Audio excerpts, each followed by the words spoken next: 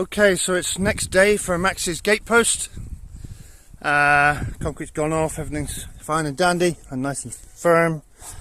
Problem is, it's just started to rain, so this may well be a short clip. Hey Max, you good boy?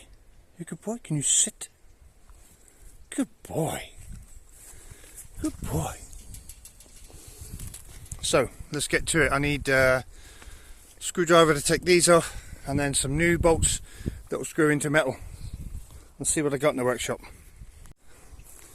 Okay, so here goes a quick attempt to explain what's going on here. Renewing the gate for Max, I have to juggle about trying to keep Max in while making the opening in the gate, and everything's fine and dandy. Max, right, we get lots of questions about this. Max is a guard dog. He stays outside, he sleeps in his little house when it's raining. If it's not raining, he sleeps on his back with 4 legs in the air. He protects the farm at night, yeah? If he mingled with our animals and came indoors at night, it would be pointless. We've lost 4 or 5 chickens and other livestock to probably stray dogs here. Well, we know definitely stray dogs. Some livestock, maybe foxes, whatever. So Max's job is to stop that happening, and he's doing a very good job of it. So yeah, we get loads and loads of questions about why isn't Max in with the other 2 dogs. They've always been domestic dogs. Let's get on with the gate. First of all, taking these hinges off, or I just thought about it, I could lift the gate off, put the gate in position, tie the post to there, and we've still got Max contained. Let's try that.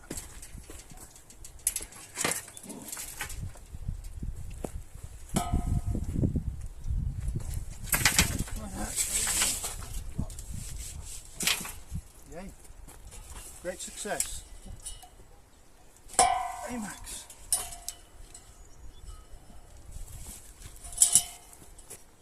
Don't fall over. No, I forgot, I've got a big lump of soil here. Oh dear. Oh dear.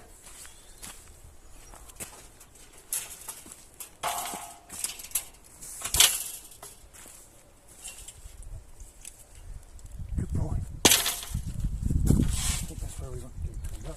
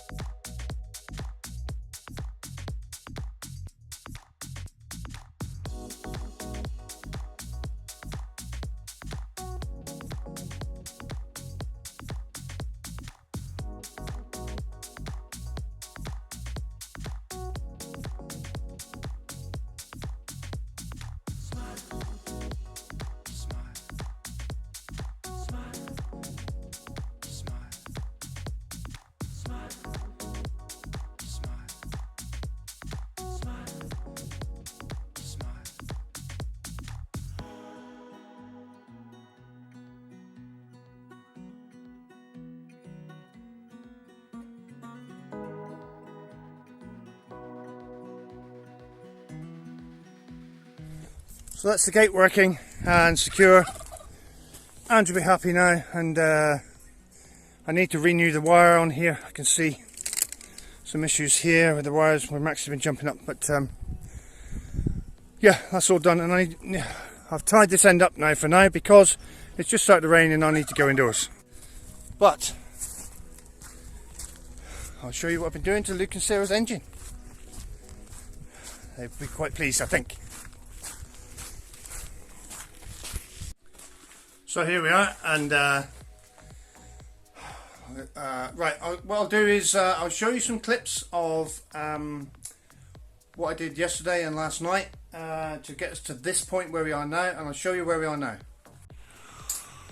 Okay, so here we are back doing Luke and Sarah's engine. It's a rainy day outside, as you may be able to hear. So first of all, we're going to start by cleaning this up, and the first thing we need to do, so we cleaned up the last time you saw, we cleaned up the front of the engine, well, the back of the engine actually. Next thing we need to do is remove what's left of the shell bearings in here. These are the crank journal bearings, not the big end bearings. Yeah, so these are what keep the crankshaft all in the same line. So we have to take these bearings out so we can have a good clean of everything. Here.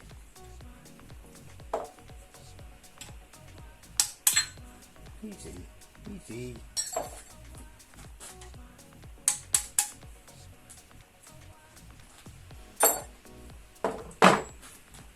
Put my gloves on, I think. So they all look fairly good there. We'll just clean everything up, and then I'll show you when it's all cleaned up. So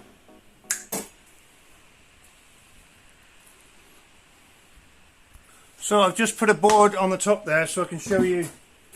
This is the crankshaft, which is a lump, and it looks like they've probably welded and remade a new surface on these. So I'll take these off, and we'll have a look at that. So there we go, that's the crankshaft all cleaned up. So there you go, that's the 4 main journal bearing shells in. These I may need to get Hans to help me. So here it goes, guys. This is Luke and mine's new tool. Yeah, it's shared at the moment. So we got torque here in Newton meters, and there's a big scale. And you can pull this back and wind this up and down to the scale, yeah? At the moment, it's set on, I don't know if you can see that, 150 Newton meters of torque. Yeah, which is exactly what we want for the first tightening of these crankshaft journal bolts. So we do this until, wow, that's tight.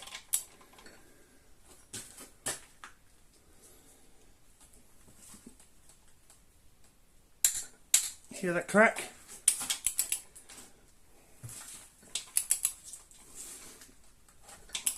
That is tight.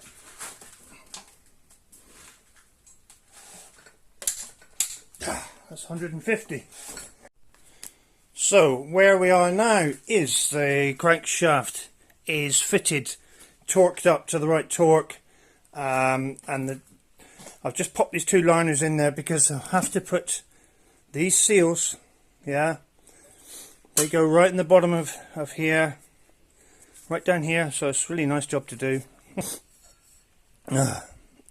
Because this liner, this is a cylinder liner, sits in here. To do that, you have these heat resistant O-rings, yeah, which go on the bottom of here, which stop the water mixing with the oil below. So I'm going to fit them, and then once we've done that, we have to then push the liners over those seals. So this liner is actually sat, at the moment the rings are here, and I need to push the liner over the ring, yeah, so it sits in here, and I've tried it by hand and that's not happening, so I have to make something to make that happen. So here it goes, here's my solution. So I've got a fairly thick walled pipe, shouldn't bend, oh, and I throw that on the floor, and another one, and a threaded bar. So what I'll do is put one pipe on the bottom, one pipe across the top, and a threaded bar, and just gently pull the liner down into the block. So let's have a go. So here's our solution in situ.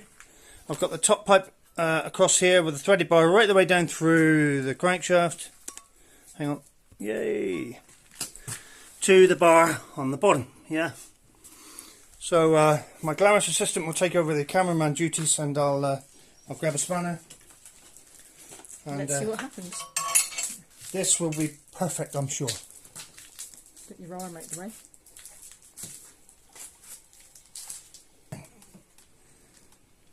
and it seems to be working.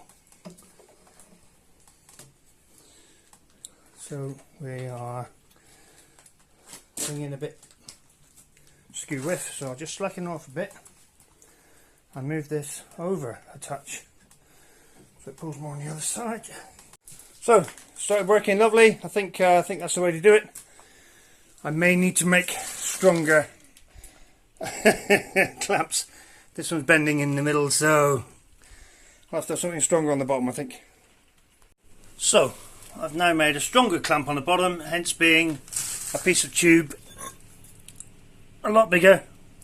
It only bent this one probably because it's spanning, it's levering, if you like, or pulling over a wider distance. The top one is very short, so it should be fine.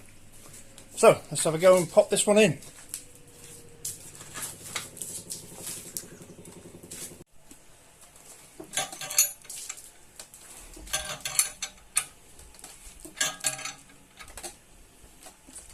There we go, and that's flush now. So there we go, all three liners popped in nice and flush.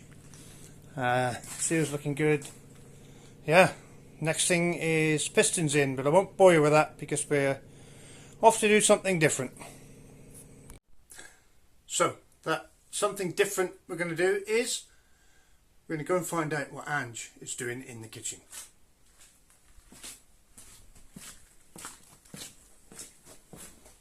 Ooh.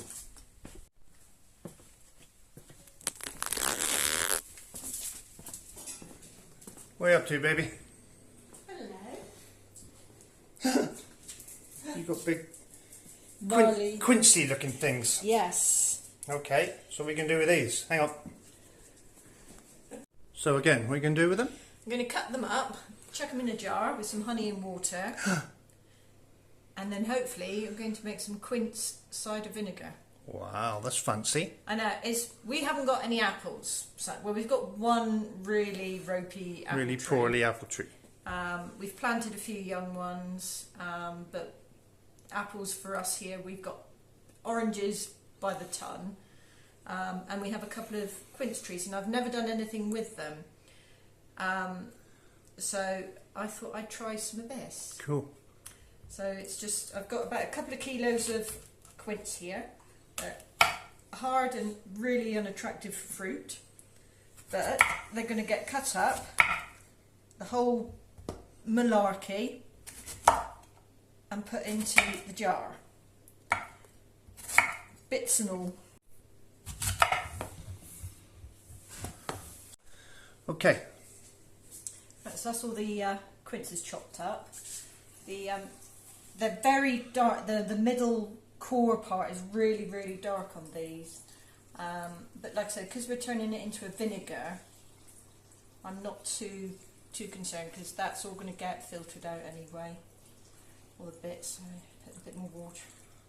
So I just need to put enough water in to fill this up, so I should go and get some more.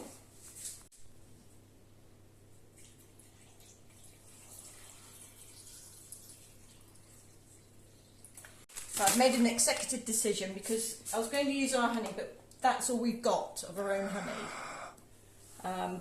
As you all know, we've had a really, really difficult year with the bees. So that honey is precious. So I'm just going to put some sugar in this. How much? Some. Some. Now it's going to be about 300 grams. Okay. I've just weighed this, there was 500 left in this, so... And delicately stirred. Ooh, stir with a knife. What is this saying? What's it? Stir with a knife, stir up strife. That's right, yes. What a load of rubbish. So a little bit more.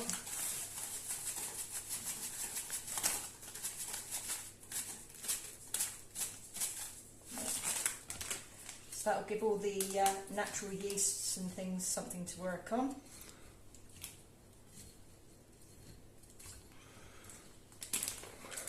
And then what? Then this gets covered up. I've got a clean tea towel. I'm going to cover that, and that's going to sit on the side for a couple of weeks. Wow. Having a gentle or escape for get back in there. No escape. Just to develop basically, So hopefully we'll get some little fermentation bubbly bits going on. It should turn into like a sort of cider, but we want it to go past that stage and into a vinegar. So here we go. Cool. Right. So I haven't got an elastic band big enough for this, unfortunately. I also need to change the water on our olives. So I've only done a few olives this year for brining, so those will be... I should change the water in those. What's that? That is kombucha. So as you can see, a SCOBY developing on the top here. SCOBY? Yes, symbiotic culture of bacteria and yeast. There you go. There's all little weird things going on in my kitchen at the moment. You're like an alchemist. So, talking about alchemy in the kitchen, what have you got here? Calendula oil. What's that? I've had some calendula marigolds drying in the windowsill for probably about 5-6 weeks. Who just scrounge them off? The garden. Okay. So they've been, all the petals been pulled off now. Right.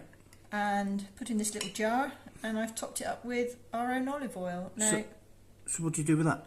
lots of things. It's generally can be used once it's infused enough, because calendula's edible anyway. Ooh.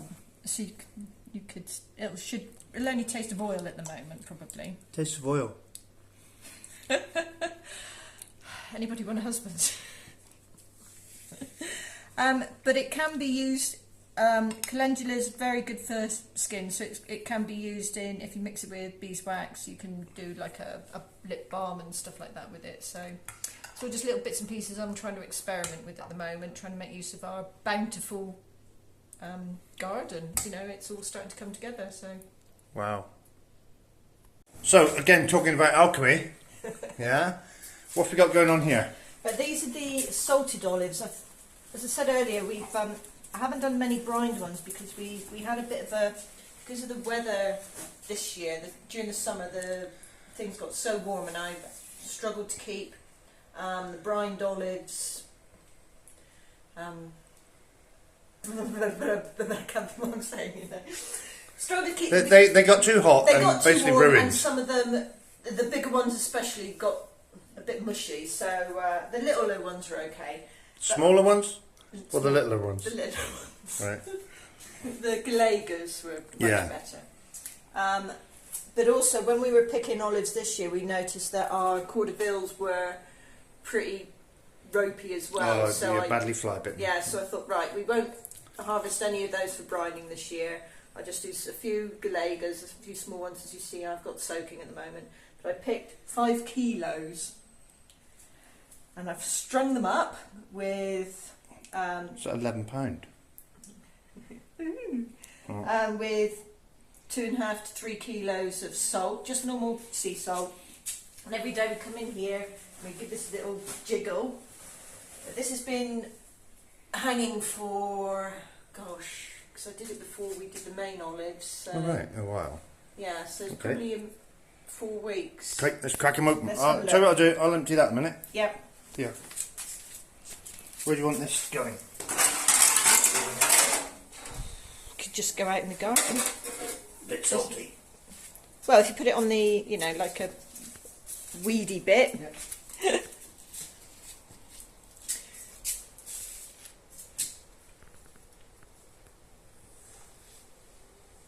Not that bit.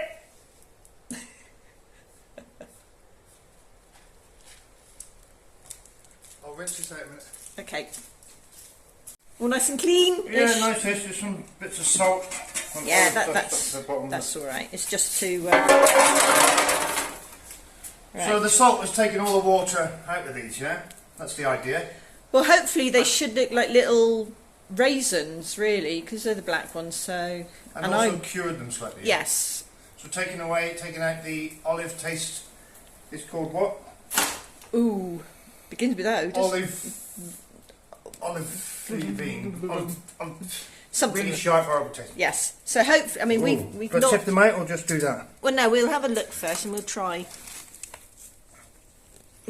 So here they are. Oh, wish that was sugar. I still think they need a bit longer. Well, there's only one way to tell. Let's have a look. I'll beat the right. It's not sugar, it's salt, remember. Sugar. There's no salt on that now, but would we wash them? No, all I do is when Clean they... them off like that? Yeah, I just give them a rub, because it's nice to have some of the salt on them when we store them.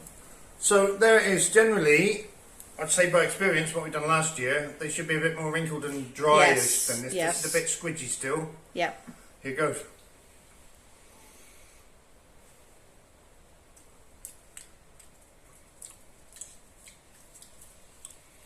That's all right, yeah. Yeah? That's salty, which will get better when Yeah. storming oil. They're all right. Try one yourself. Okay. Oh. I just thought they looked a bit too plump, if you know.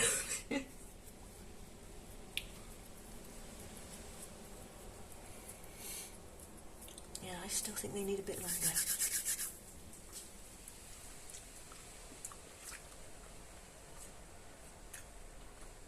They're all right, but no, they're not as sweet as they should be, I don't think. Okay. So I want to hang them a bit longer. Cool.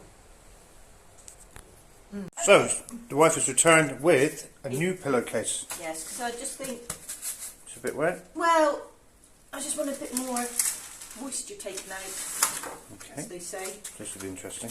Oh, thank you. Do we hold this? That's right.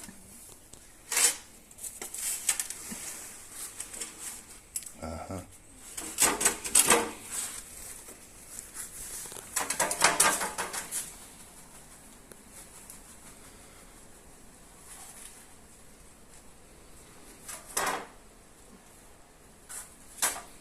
That we should have. Yeah. So there we go. Do you want me to do the knot?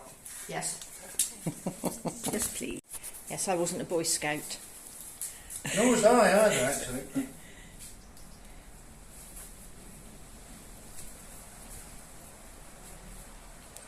But yeah, they're getting there. They're just a little bit... Because the ones I did last year, they just were quite sweet, weren't they? Which was a bizarre thing to think, that salted olives would be sweet. So yeah, leave that there. I'll clear that up in a bit.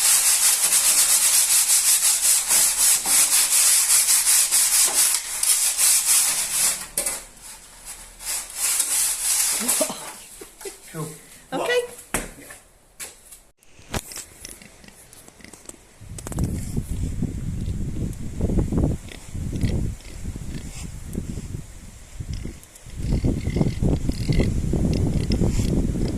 You got hoopy in with you guys. Yeah.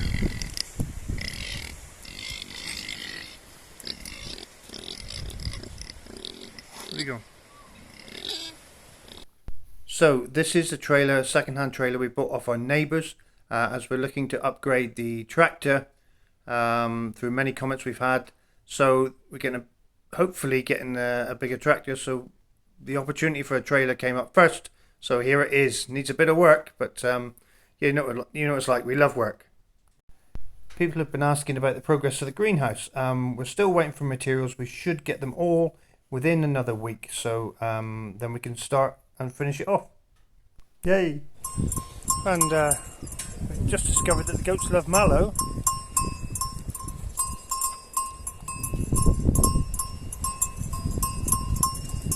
So we can go and harvest a load of that now.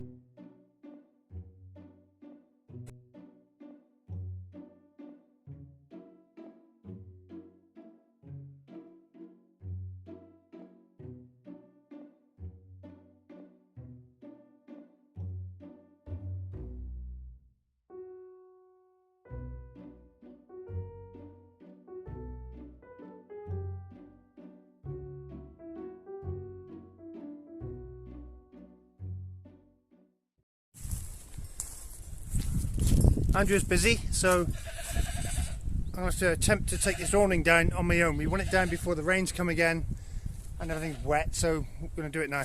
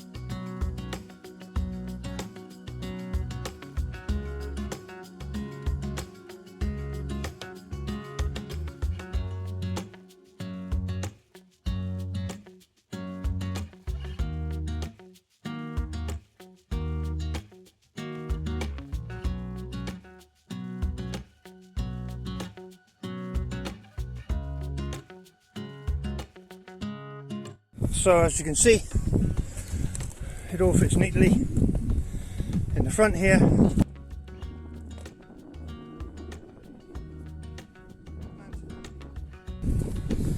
Everything in here is sort of put away-ish. I don't know if this will come out, it's getting very windy now. But while Max is sat there looking very cute. Max, are you cute? Max? You good boy. Good boy. No, no, no. No, you can't come out here. Go on. I've taken the staples off the gate posts and just about to put them all back together. Here we. So that's that all done for Max, and yeah, big lump of firewood for us. Whee!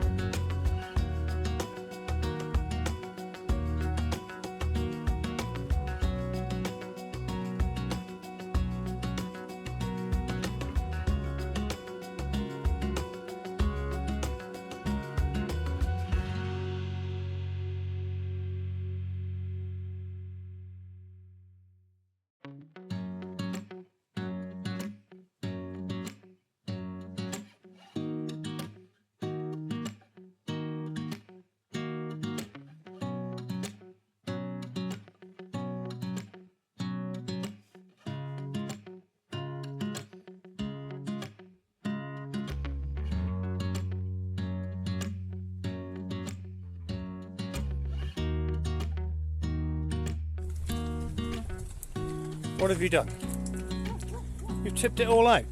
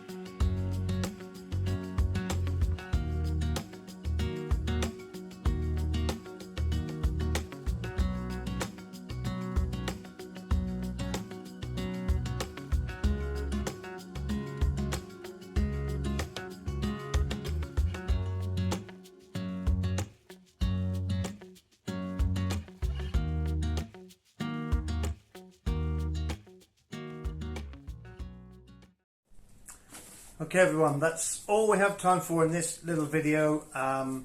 thanks for watching, and yeah, thanks for your likes and subscribes, and thanks for your comments. What do you think? Keep them coming. Keep them coming. The comments are great. If you want to comment on this video, please do, and please ring the notification bell. Ding ding ding. So that you get notified for all our upcoming videos, basically. And don't forget, you can like, you can subscribe, and we'll see you in the next one. Bye. Bye.